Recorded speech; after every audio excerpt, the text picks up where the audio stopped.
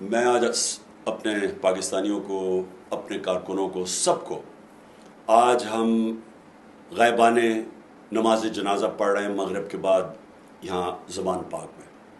کن کے لیے؟ وہ شہداء کے لیے جو لوگ صرف نکلے تھے اپنے حقوق کے لیے پرامن احتجاج کرنے کے لیے، جن کو سیدھی گولیاں ماری گئی، اور کتنے اور جو بیچارے ابھی ہسپتالوں میں بڑی سیریس گولیوں کی انجریز ہوئی ہیں ان کو. اور افسوس یہ ہے کہ کوئی اس کے اوپر تحقیقات نہیں کر رہی، کوئی اس کے اوپر انکوائری نہیں ہے، کوئی دنیا میں اجازت نہیں دیتا اس طرح کسی کو گولیاں مارنے کے لیے. آپ فرانس کے اندر دیکھیں، سیدھے سیدھے پیٹرول بم پھینک رہے ہیں پولیس کے اوپر. ایک آدمی کو گولی کسی نے نہیں ماری کیونکہ آزاد ملک ہے.